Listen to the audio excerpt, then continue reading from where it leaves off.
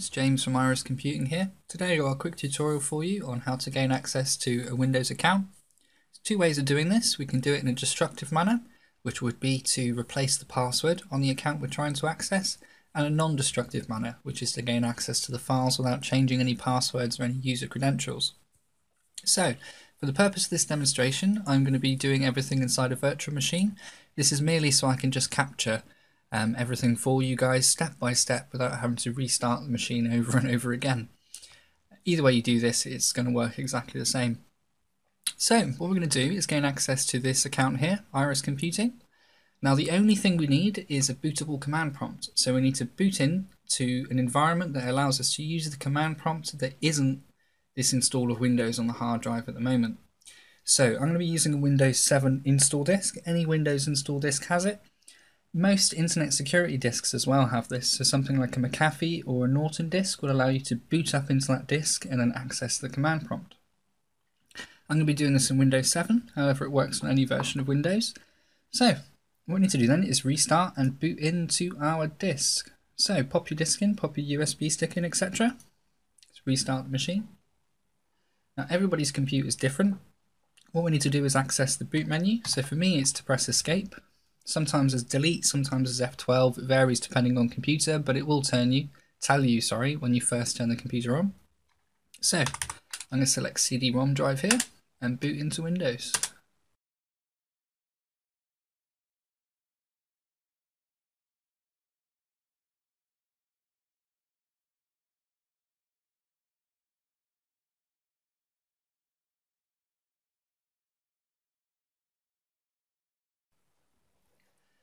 There we are, so in the Windows install environment now. If you're using a Windows disk, you can press Shift and F10 and that'll open up the command prompt. If you're using anything else, you just have to find the command prompt. So what we're going to do first is we're going to use the DiskPart program. This will just allow us to check the drive letter that a hard drive with a user account on is using. It's usually the C drive, but sometimes it's changed. So we'll just type in DiskPart. I'll put everything that I type into the command prompt into the description below.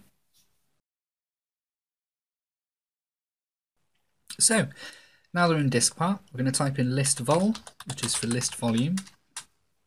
There we are. And you can see here we've got two drives. We've got the D drive, which is currently our Windows disk, and then the C drive, which is the hard drive with the account on that we want to access. So let's exit out of DiskPart. Now the trick to all of this is we're going to replace the sticky keys function, which is a function you can use wherever you are in Windows, even on the logon screen, which is pressing Shift 5 times. We're going to replace that program with another command prompt. So wherever we are in Windows, we can press Shift 5 times and then boot into a command prompt. Very clever. Very easy thing to do as well. So what we need to do is type in copy and then the drive letter we just found, which is C in my case. Windows System32 and then sethc.exe. This is the sticky keys executable. We're going to move that to the root of the C drive, just so we have that for safekeeping. So I'll yes to that, to the overwrite. And now we're going to copy the command prompt. So C Windows System32 cmd.exe, which is the command prompt, to where sethc.exe is. So space and then C Windows System32 sethc.exe. Press enter, accept the overwrite. There we are, that's all done. So we're done in here now, so we can exit out of command prompts and we can reboot the machine.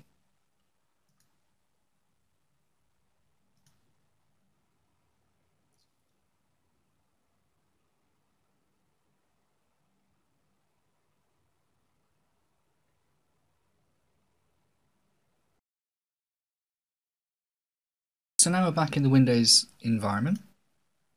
So if I press Shift 5 times now, this would usually bring up sticky keys, but as we've just changed it, brings up command prompt. So this is a really useful hack that just allows us to pretty much change anything on the computer without even having access to it.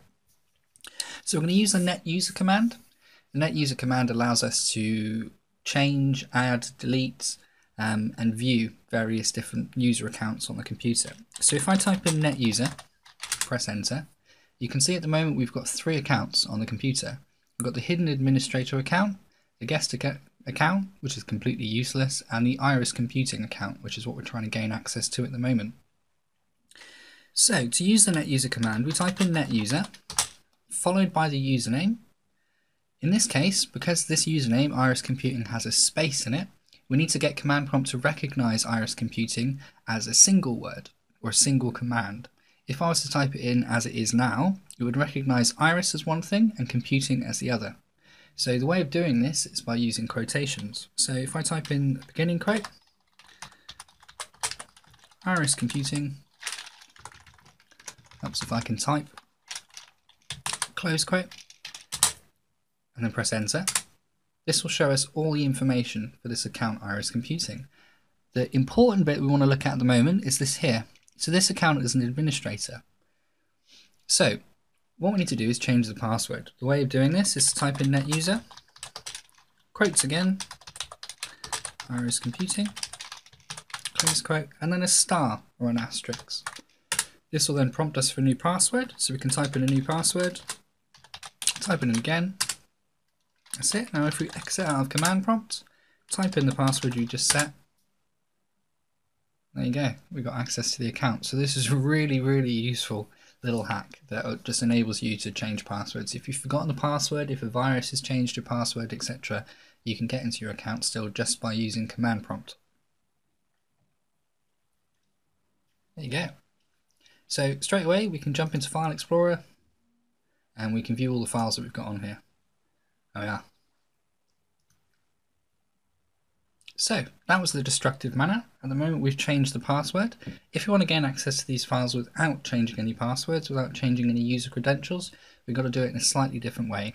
So if I log out of here a second, get back on the log on screen.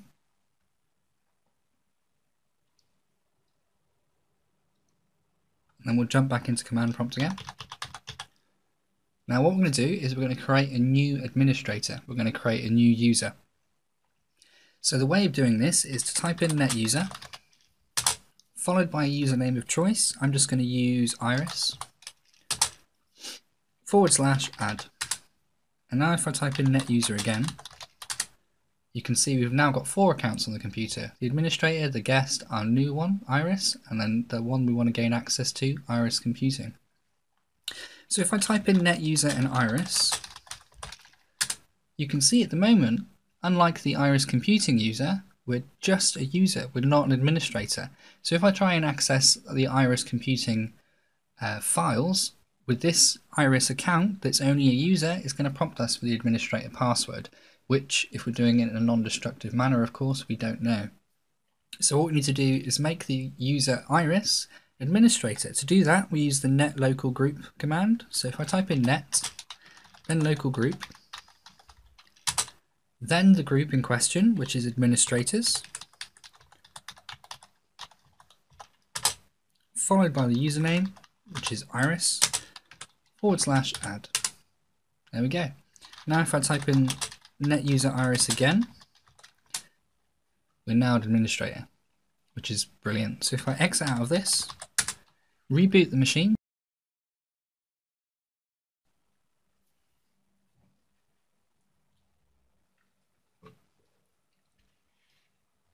there we go. So we've now got the option to switch user and other users here. So what I'll do is I'll type in the username we just made, which is Iris.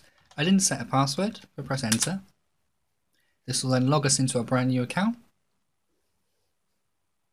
So we've now got a brand new administrator account. So if I click on File Explorer down here, and then go to Computer, Local Disk, Users. So a few different users here at the moment. But the one we're looking for is Iris Computing. If I double click on this, you see it says we don't have permission to access this folder. And that's why it was important earlier for us to make this an administrator account. If it wasn't an administrator, we'd only be able to gain access in this way by knowing the password to the Iris Computing account. And because we're doing this in a non-destructive way, of course, we don't know the password. So press continue there. There we go. And now we've got access to all of these different files. There we are, it's the one we saw earlier. And the pictures on the account as well. So to finish all this off then, what we're going to do, now we've got all the information we need, is log off of this account.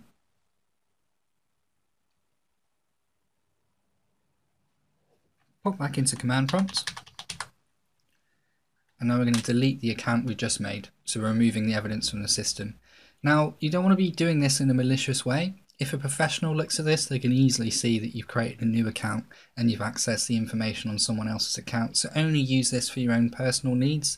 I have seen a few viruses on the market that will completely disable your user account and stop you from gaining access to it. This method is really, really useful if you're trying to get and save your files that you've got in the account before you create a new one. So what I'll do now is just type in netuser, followed by the username iris, and then /delete.